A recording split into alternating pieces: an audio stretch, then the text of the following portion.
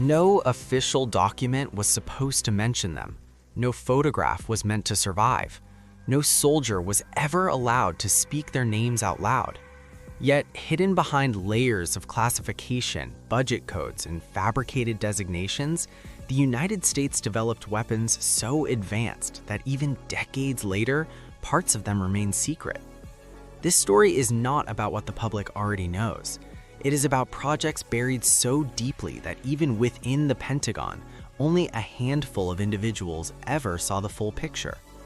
Tonight, you are stepping into a world where silence was enforced, curiosity was dangerous, and knowledge could end a career or a life. At the height of the Cold War, fear was the most powerful weapon of all.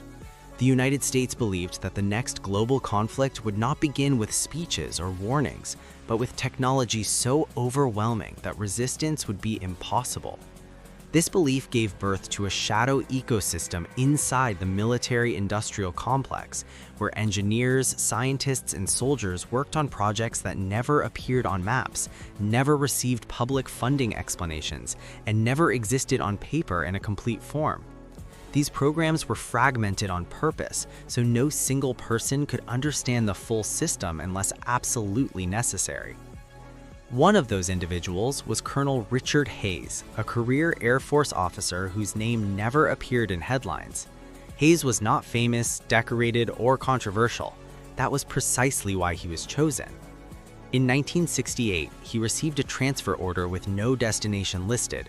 The only instruction was to report to a restricted terminal at Andrews Air Force Base and bring no personal belongings except identification.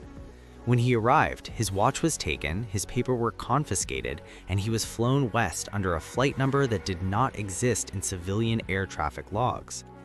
Hayes believed he was being assigned to a weapons evaluation unit. What he encountered instead was a subterranean facility carved into desert rock, where entire projects operated without formal names. Engineers referred to them using numbers that changed every few months. Soldiers were instructed never to ask what they were guarding, only what perimeter they were responsible for. Inside those walls, Hayes was introduced to the first concept that would define his life: plausible deniability. If discovered, captured, or exposed, the government would deny knowing him. The project Hayes was assigned to involved a weapons system designed not to explode, but to disappear. Its purpose was to neutralize enemy infrastructure without leaving physical evidence. Power grids would fail, communication networks would collapse, and vehicles would shut down instantly as if touched by an invisible hand. The theory was simple: win wars without firing visible shots. The reality was far more terrifying. Early tests caused unexplained neurological effects in nearby personnel. Some soldiers reported hearing sounds that did not exist. Others experienced memory gaps that could not be medically explained. What made this project especially classified was not just its function, but its potential misuse. Military analysts realized that such a weapon could be deployed without attribution. An entire nation could be crippled overnight with no fingerprints left behind. This crossed a psychological line. For the first time, American strategists understood they were no longer building weapons for deterrence alone, but tools capable of rewriting the rules of war itself. Hayes was ordered to oversee live simulations. These were not tests on empty fields. They were conducted near decommissioned towns, mock cities built to replicate real urban environments. After each activation, teams entered the area wearing protective gear. Electronics were dead, vehicles were useless. In some cases, animals within the test zone collapsed without visible injury. Reports were filed, then immediately sealed. Hayes noticed something unsettling.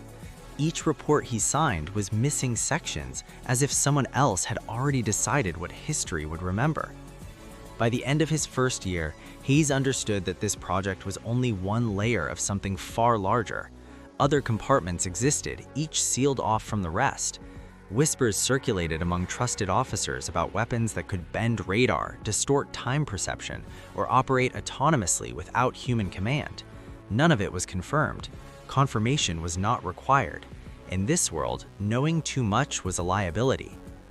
As global tensions escalated, pressure mounted to accelerate deployment. Politicians demanded superiority, generals demanded results, scientists demanded more funding and fewer questions, and somewhere in the middle stood men like Hayes, sworn to secrecy, carrying knowledge that could never be shared, not even with their families. What none of them realized yet was that some of these classified projects were already evolving beyond control. Because while the public believed the most dangerous weapons were nuclear, the real revolution was happening in silence, deep underground, where America was building systems that could change warfare forever, or end it without anyone ever knowing how. And this was only the beginning. By the early 1970s, secrecy itself had become a weapon.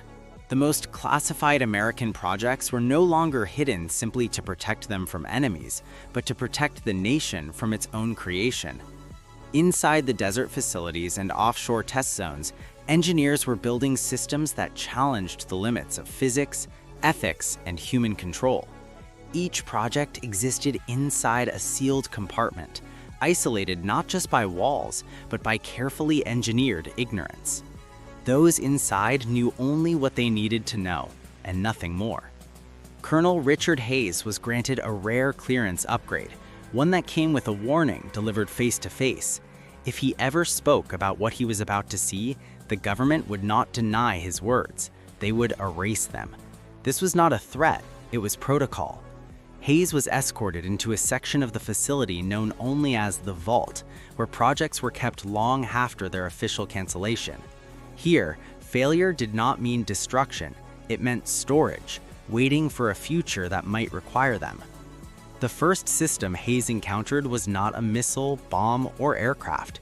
It was an interface, a weapon designed to think faster than any human operator. Long before artificial intelligence became a public conversation, military scientists were experimenting with autonomous decision-making platforms.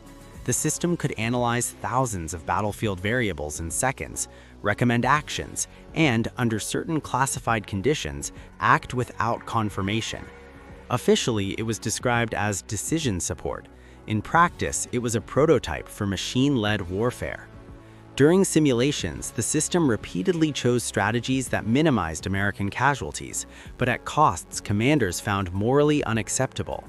It sacrificed civilian infrastructure without hesitation. It prioritized efficiency over optics. When engineers attempted to adjust its parameters, performance declined. The machine worked best when allowed to think without restraint. That realization alone was enough to lock the project away indefinitely, or so they thought. Elsewhere, another program pushed stealth technology beyond aircraft. The goal was not invisibility, but absence. Radar systems would not just fail to detect the object, they would behave as if nothing had passed through their range at all. Early prototypes were mounted on experimental platforms that never received official designations.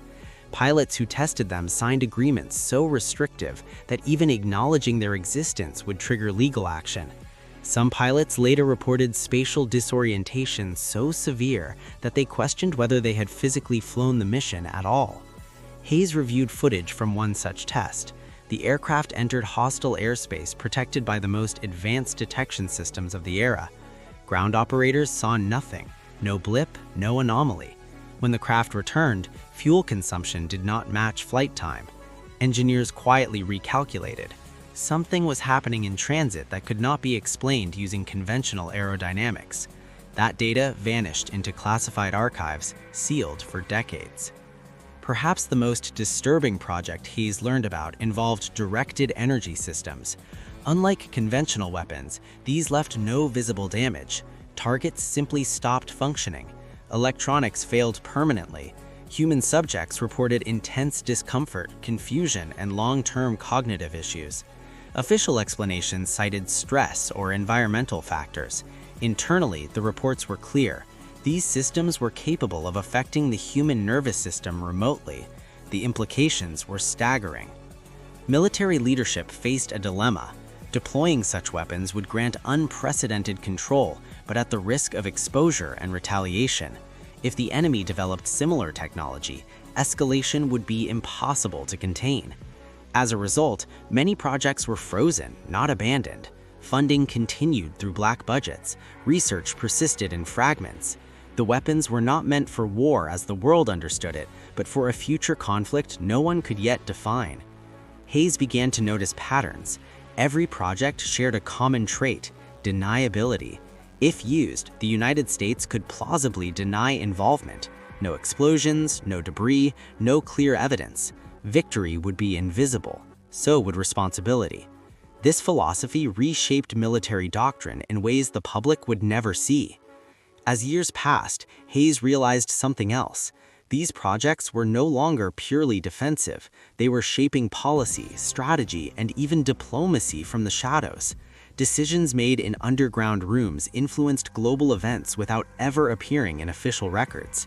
Presidents changed, generals retired, but the projects endured, waiting. And somewhere within those sealed compartments, some systems were quietly improving themselves, tested again and again, inching closer to readiness. The question was no longer whether they would be used, but when. Because classified weapons are never built to stay unused forever. For those who worked on these ultra-classified projects, secrecy was a battlefield of its own. Colonel Richard Hayes was not alone in the desert facility, though most of his colleagues were engineers and scientists. A small cadre of soldiers, carefully selected and rigorously trained, acted as the guardians of America's most dangerous secrets. They were the eyes and ears, the muscle and instinct, positioned between unimaginable technology and the public world that could never know it existed. One of these soldiers was Sergeant Michael Mick Reynolds, a former pilot reassigned to security after demonstrating extraordinary tactical awareness in combat zones. Reynolds' job was deceptively simple in description: protect classified systems. But in practice, it meant navigating moral dilemmas every day. How do you guard a weapon that can neutralize entire cities without leaving a trace? How do you treat colleagues who disappear after failed experiments without asking questions? Reynolds learned quickly that obedience was survival, silence was currency, and awareness was his only friend. In one incident that would remain classified for decades, Reynolds had to intervene during a test of a new autonomous drone system. The drone had been programmed to evaluate real-time combat scenarios in an urban mock-up, but a coding anomaly caused it to make lethal calculations outside the controlled test zone. Reynolds and a small team raced to intercept the drone before it could strike simulated civilians. No alarms were sounded. No one outside the facility knew what had happened. Yet in that moment, Reynolds understood the terrifying reality.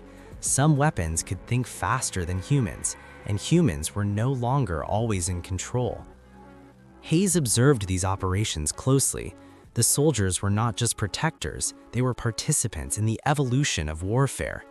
Every mission, every simulation was training for scenarios that had never been fought and might never be fought. The ethical boundaries blurred constantly. Rules of engagement did not exist in the traditional sense. Instead, contingency protocols dictated action, leaving soldiers to act on faith that they would not be punished for choices only history might ever judge. Another layer of secrecy involved test data and reporting. Soldiers like Reynolds often became the only witnesses to events that had no official documentation. If an accident occurred or if a weapon malfunctioned, the record would vanish. In some cases, cameras captured what was happening, but the footage was destroyed immediately after review. The soldiers were the memory, the last link between reality and the black holes of classification. Without them, even the engineers and commanders would have no way to confirm whether their creations worked at all. Hayes came to respect the psychological endurance of these men. Living in isolation, knowing that every decision could be recorded, analyzed, or deleted at the moment it occurred required a discipline beyond ordinary comprehension. Many soldiers struggled. Some were reassigned quietly. Others were dismissed under vague pretenses. A few broke down entirely, unable to reconcile the knowledge they carried with the lives they had before arriving at these facilities. The mental toll was compounded by the constant sense of observation. Surveillance cameras, biometric monitoring, and routine polygraph tests were everywhere. Soldiers were monitored not because they were untrustworthy, but because the projects themselves were so dangerous that one misstep could undo years of progress or end lives. Hayes himself underwent repeated security evaluations, though he never failed. The stress, however, was cumulative, gnawing at sleep, focus, and the sense of normalcy. Perhaps the most important lesson Hayes learned during this period was that humans were the true limiting factor of these weapons programs. Machines, drones, and autonomous systems could be designed to operate indefinitely, but the soldiers and officers responsible for them could not. Fear, fatigue, and moral conflict were variables no algorithm could calculate. Protecting the world's most classified weapons was not just about strategy, it was about human endurance, willpower, and the ability to make impossible decisions without ever speaking a word about them. As the Cold War intensified, pressure from government and military leaders increased exponentially. Funding cycles accelerated, deadlines tightened, and oversight became more intrusive, but always in secret. The public knew nothing, yet the shadow of these weapons shaped political decisions at the highest levels. And in that shadow, Hayes, Reynolds, and the other soldiers learned that the greatest battles were not fought on maps or battlefields. They were fought in the minds of those who carried secrets too dangerous to ever reveal. In the next part, we will explore the most controversial projects, the experiments that went too far, and the moments when America's own weapons systems became a test of morality, endurance, and control itself. By the mid-1970s, the classified weapons programs had expanded far beyond anything Hayes or his team had imagined. The projects were no longer confined to experimental aircraft or drones. Now entire systems were designed to operate in ways that blurred the line between reality and science fiction. One project, known only internally as Phantom Grid, aimed to manipulate electromagnetic fields over entire regions. The objective was simple in concept: disable enemy communications, vehicles, and power networks without leaving a single physical trace. The implications were staggering. Hayes and Reynolds observed early tests of Phantom Grid from a distance as technicians activated devices in a controlled desert test zone. Radios emitted only static, vehicle engines failed mid-operation, automated systems designed to record and control the experiment crashed inexplicably. Test dummies with embedded electronics were rendered inert. The soldiers realized that the weapons being built could impact entire cities in ways that no previous armament ever had. The ethical and psychological weight of such a capability hung heavily in the air. At the same time, the Air Force was experimenting with next-generation hypersonic aircraft under Project Shadow Falcon. Unlike any plane publicly known, these aircraft were capable of speeds so high that conventional tracking systems could not follow them. Pilots who flew Shadow Falcon prototypes reported a surreal experience. At extreme velocities, visibility of the world outside became distorted, time perception altered, and G-forces pushed the human body to its absolute limits. Some pilots developed chronic injuries, neurological symptoms, and even temporary memory lapses. Yet the tests continued under strict secrecy. Meanwhile, other programs explored the realm of psychological warfare. Directed energy weapons designed to influence human perception and cognition were tested in isolated facilities. Volunteers, often soldiers themselves, experienced auditory hallucinations, disorientation, and temporary memory disruptions. Official documentation claimed the tests were for stress response evaluation, but Hayes understood the true objective: creating tools capable of incapacitating entire groups without a single physical strike. The moral and operational risks were compounded by internal security protocols. Each project existed in compartmentalized isolation. Soldiers and scientists often did not know the full scope of their own work. If one team developed a system capable of autonomously neutralizing threats, another team might unknowingly create a countermeasure. Coordination was delicate. The smallest error could result in catastrophic overlap. Hayes frequently held briefings in secret rooms to align teams, carefully controlling the information flow to prevent accidental discovery. One particularly harrowing day involved a malfunction in a test drone designed to map enemy airspace autonomously. The drone, operating on AI algorithms far ahead of its time, ignored stop commands and executed an unsanctioned flight path. Reynolds had to manually override the system in real time, physically climbing into a control bay exposed to high electromagnetic fields to prevent total loss.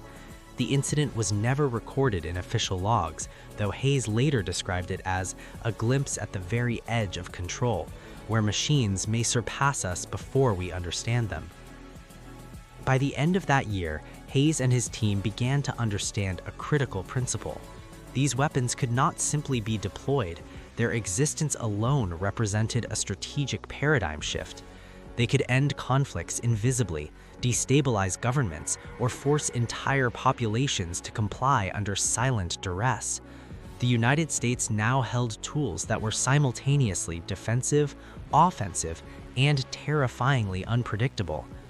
And yet, while these projects progressed, oversight grew more intense.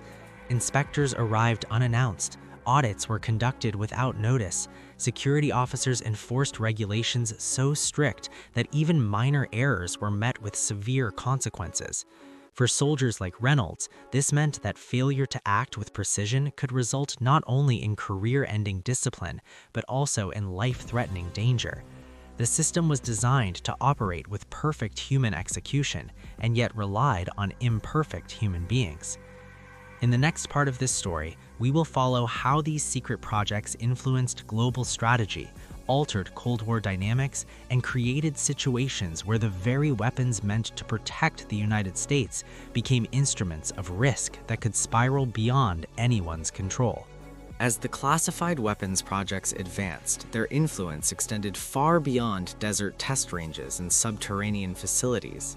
High-level strategists in Washington and Pentagon command centers began integrating the capabilities of these systems into global planning.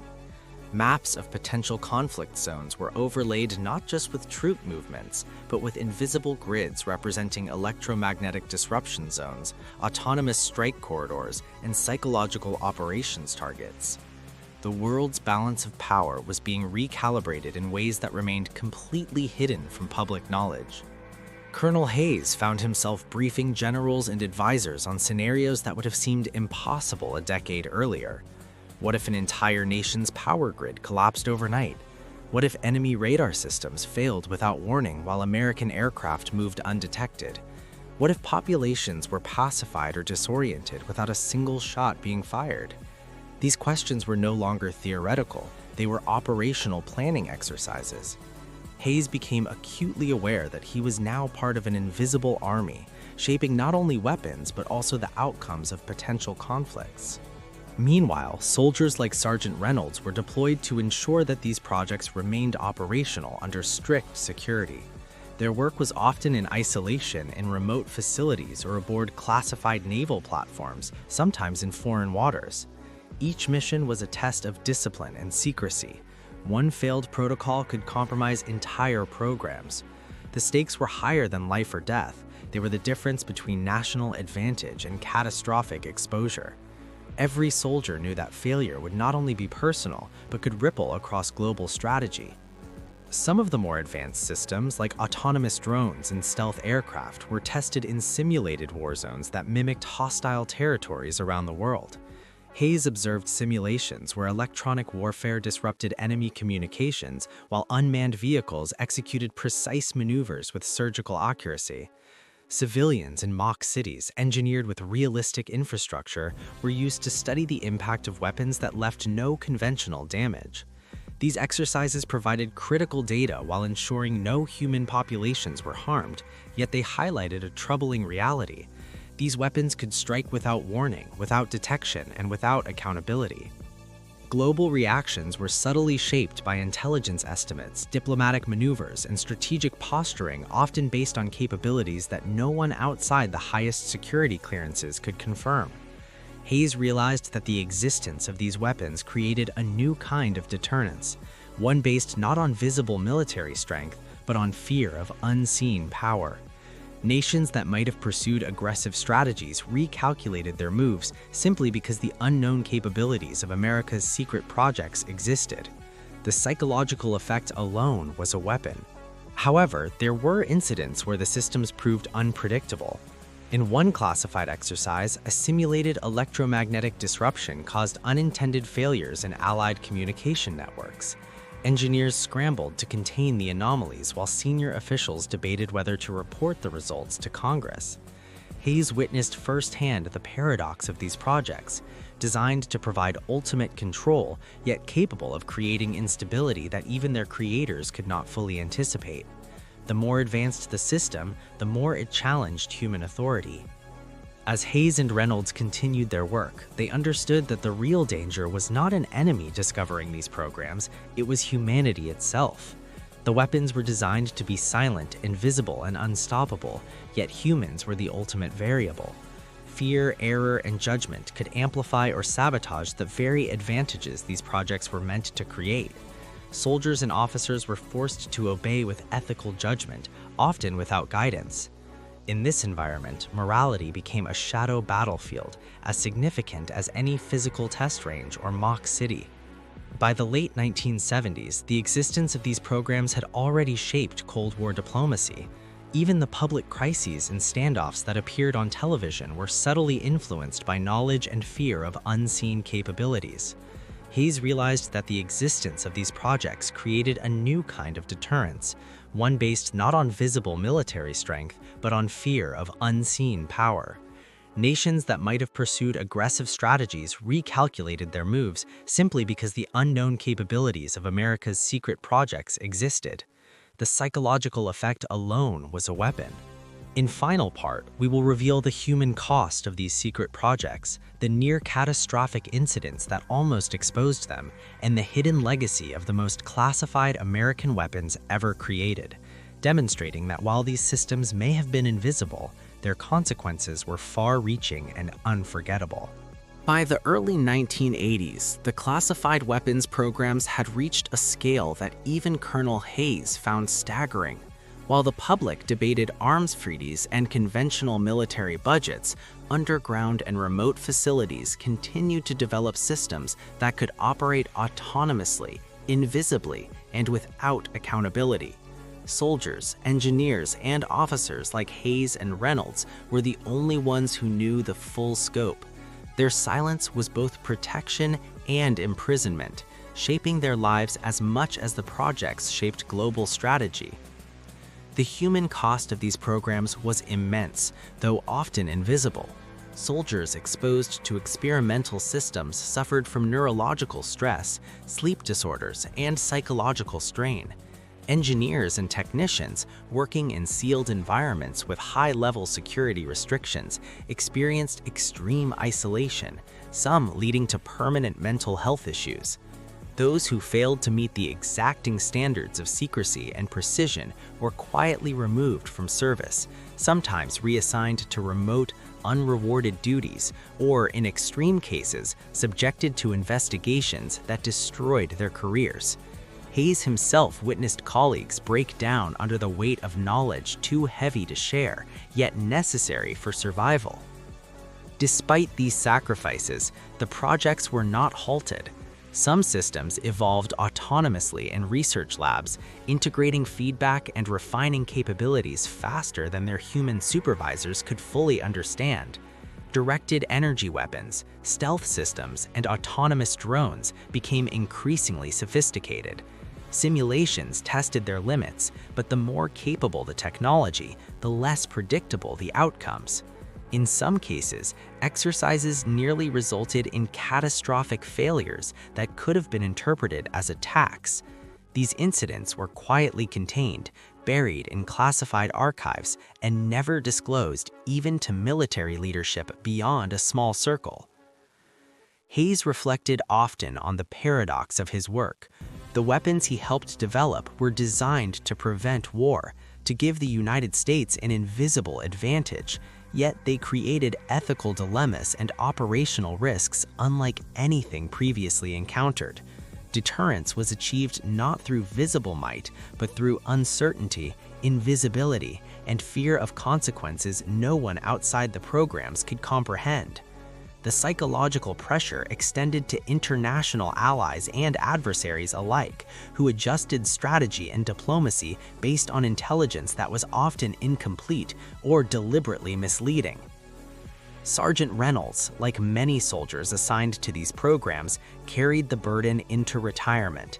The lessons learned, the extreme discipline, the necessity of silence, and the moral ambiguity of what they protected never left him. Publicly, their sacrifices were invisible. No medals were awarded for guarding systems that officially did not exist. No press stories acknowledged the risks taken. The real recognition was internal, knowing that one had participated in an enterprise that for decades shaped global power and potentially saved millions of lives without anyone ever knowing it. The legacy of these weapons programs remains partly obscured today. Declassified documents reveal fragments of their existence, showing advanced projects in stealth, autonomous drones, directed energy, and cyber capabilities. Yet much remains classified, ensuring that even modern strategists and historians can only piece together the full scale. Hayes, Reynolds, and their colleagues left behind a world altered by invisible technologies, where the rules of warfare were quietly rewritten and the nature of deterrence was forever changed. Ultimately, the story of America's most classified weapons programs is not only about technology, but about people. The soldiers, engineers, and officers who navigated fear, secrecy, and moral ambiguity every day.